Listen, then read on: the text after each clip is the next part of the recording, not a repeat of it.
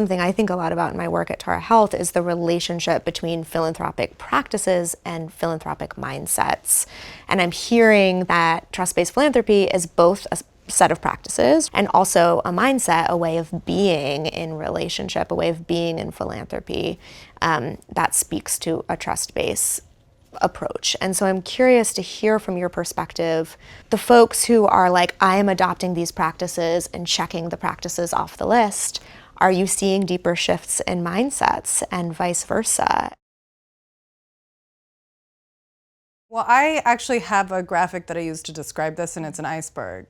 So the top of the iceberg, the very tip is just like alleviating burdens on nonprofits. And then that's just like the most basic thing. And that's a good starting point for many. And that's a practice. And that's a practice. And then once you kind of orient toward, oh, why are we alleviating burdens, or why are we creating burdens for nonprofits? Then that can lead to like, oh, well, how do we actually implement more practices that can alleviate those burdens? Those are the trust-based grant-making practices. Those are the like visible part of the iceberg. And then beneath the iceberg is the internal culture structure work that needs to happen to actually support the practices. So if you're, streamlining your application process and you got to rethink how you think about evaluation, you got to like the grant management system has to be updated. So that becomes the technical part, but also that's beneath the surface of the water, right? And then further at the bottom of the iceberg is the mindset piece. So the way I think about, I think it's all a bigger body of work that all of our institutions must go through, I believe, if we're, committed to trust-based philanthropy. It also acknowledges that there's different starting points. It can, you can start from one place, you can go deeper. I believe that in actually experience on the funder side, in the experience of practicing trust-based philanthropy, in the experience of, breaking down the walls, building relationship, getting to know organizations, and building enough trust where you have actual honest conversations with nonprofits, that can lead to mindset shift over time. It opens up the possibility, because I think the mindset, the ingrained mindset that has been perpetuated in philanthropy over decades is that the funder knows best. The nonprofit needs guidance.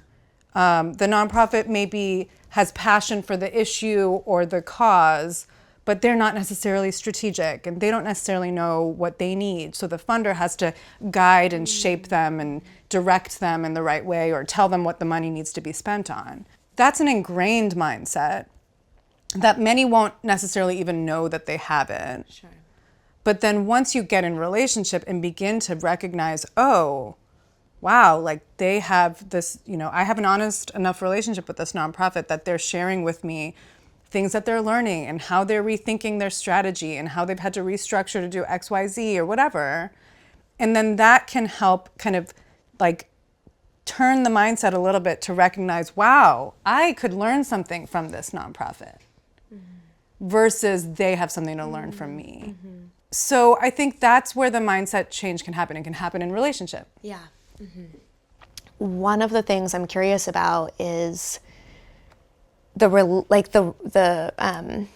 responsibility of the peer-to-peer work that we started with in that, because as you're speaking, I'm hearing this like funders can be transformed through their relationships to grantees, and that was certainly Tara Health's story.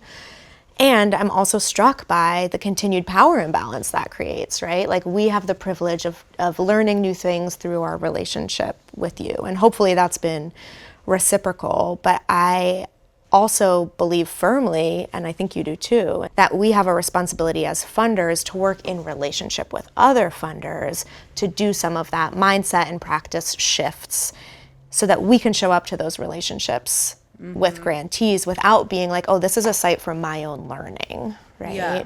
So can you tell me a little bit about the peer organizing piece that you see?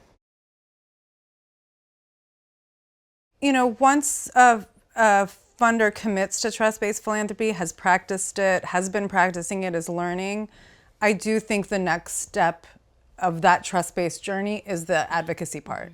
The reality is, these trust-based approaches, relationship-centered approaches, are not the norm in philanthropy. They're just not. Hopefully one day they will be.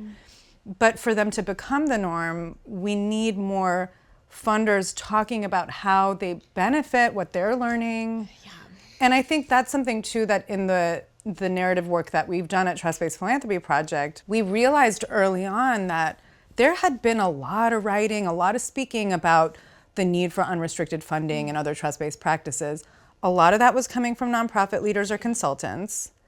And a lot of those talking points were focused on the benefit to nonprofits, which is important and necessary, obviously. That's the whole point of all this.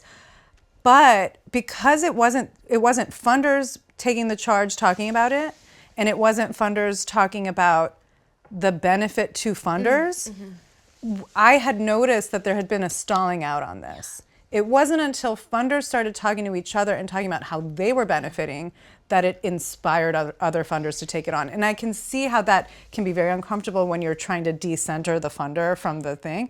But like, if we're trying to create change, and we're trying to create change among that particular, subsection of philanthropy, then I think it really benefits from more funder to funder advocacy.